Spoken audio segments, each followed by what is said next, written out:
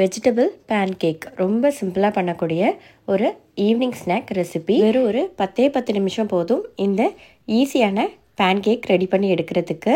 வாங்க எப்படி பண்ணலான்னு பார்க்கலாம். இப்போ நம்ம ஒரு கைப்பிடி அளவுக்கு கேபேஜ் எடுத்துக்கலாம். அப்புறம் கேப்சிகம், கேரட்டு, எந்த வெஜிடபிள் வேணால் உங்களுக்கு பிடிச்ச மாதிரி சேர்த்துக்கலாம்.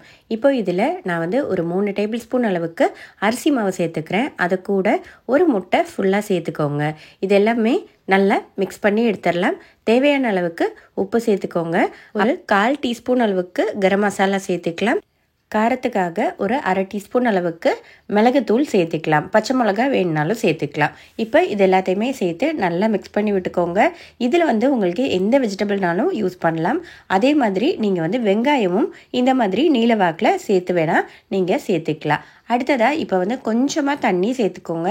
நிறைய விடக்கூடாது. அப்போ உங்களுக்கு அது நல்லா ஃபார்ம் ஆகி வராது. அதனால் கொஞ்சமாக மட்டும் தண்ணி தெளித்து கூட சேர்த்துக்கோங்க. இப்போ கொஞ்சம் கலருக்காக காஷ்மீரி சில்லி சேர்த்துட்டு நல்லா மிக்ஸ் பண்ணி விட்டுக்கலாம். நான் வெறும் 1/4 டீஸ்பூன் மட்டும் தான் சேர்த்துருக்கேன். ஏன்னா நம்ம ஆல்ரெடி மிளகு சேர்த்துருக்கோம். அதனால் காரம் அந்த அளவுக்கு போதும். நல்ல ஒரு ஹெல்த்தியான ஒரு ஈவினிங் ஸ்நாக் ரெசிபி இது. நீங்கள் இது ஒரு 10 நிமிஷம் மட்டும் போதும் உங்களுக்கு இதை ரெடி பண்ணி எடுக்கிறதுக்கு. கடைசியாக இதில் நம்ம சாப் பண்ணி வச்சுருக்கிற மல்லி இலை கொஞ்சம் சேர்த்துக்கலாம். ஃப்ளேவர் நல்லாயிருக்கும். அடுத்ததாக எல்லாத்தையும் இன்னொரு தடவை மிக்ஸ் பண்ணி விட்டுக்கோங்க. அவ்வளோதான், நம்மளோட வெஜிடபிள் பேட்டர் ரெடி ஆயிடுச்சு. இப்போ ஒரு நான்ஸ்டிக் பேன் இருந்துச்சுன்னா எடுத்துக்கோங்க. கொஞ்சம் உங்களுக்கு சுட்டு எடுக்கிறதுக்கு ஈஸியாக இருக்கும். அதே மாதிரியே ரொம்ப கொஞ்சம் எண்ணெய் மட்டும் போதும். நான் லைட்டாக ஒரு டீஸ்பூன் எண்ணெய் மட்டும்தான் நான் இதுக்கு விட்டுருக்கேன். அவ்வளோ ஆயில் மட்டும் போதும். கூடெல்லாம் ஆயில் ஊற்றி முக்கி பொரிக்கணுங்கிற அவசியம்லாம் கிடையாது.